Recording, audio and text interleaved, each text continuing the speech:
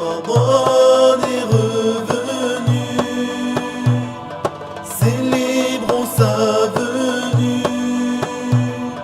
La joie est dans les cœurs, gloire à notre Seigneur. Bismillahirrahmanirrahim. La louange est à Allah et que l'honneur, l'élévation en degrés et la préservation de sa communauté de ce qu'il craint pour elle soient accordés au messager de Allah sallallahu alayhi wa sallam. Sachez que le jeûne du mois de Ramadan béni est une adoration éminente que Allah a spécifié de particularités.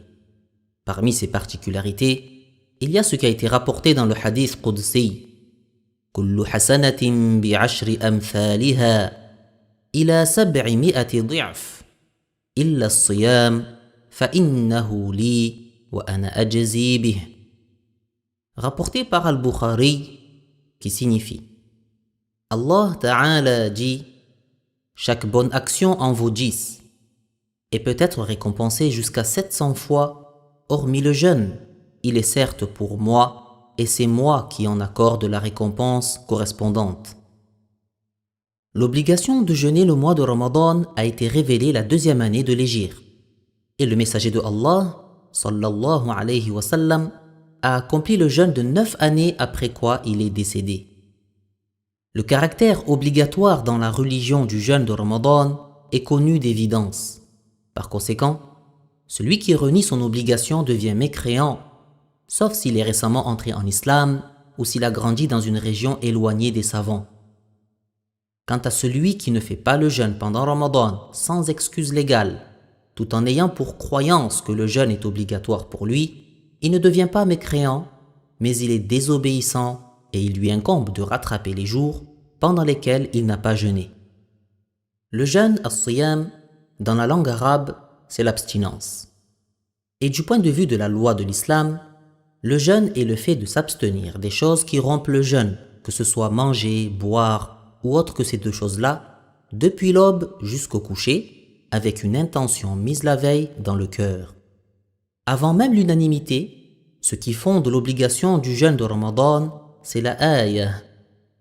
Ya ayyuhalladhina amanu kutiba alaykumus siyam, qui signifie « Ô vous qui avez cru, le jeûne vous a été prescrit ».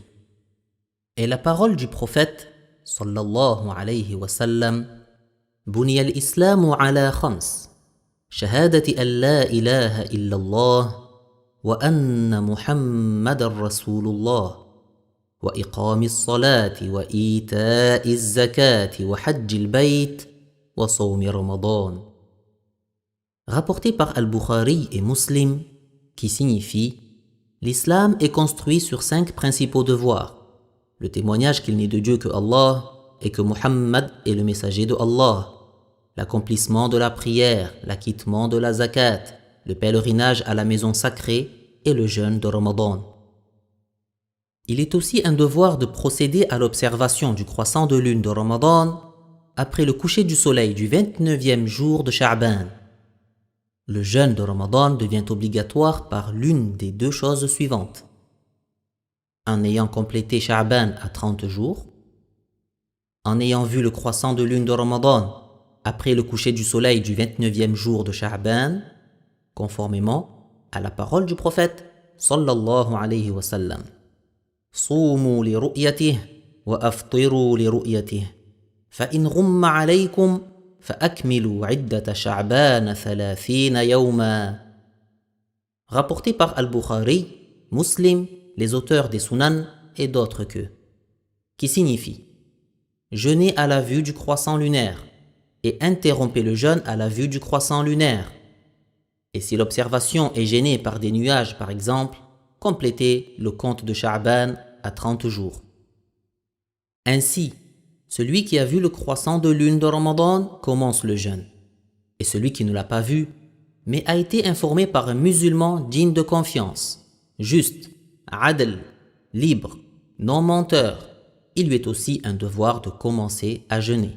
Le juste, adl, est un musulman qui ne persiste pas à commettre les petits péchés, qui évite les grands péchés, qui conserve la dignité de ses semblables, dont la croyance est saine et qui se maîtrise lors de la colère. Ainsi, Abu Daoud a rapporté de Ibn Umar, que Allah les agrée tous les deux, qu'il a dit « J'ai informé le prophète que j'avais vu le croissant, alors il a commencé le jeûne et a ordonné aux gens de jeûner. » Ibn Hibban a donné à ce hadith le degré de sahih.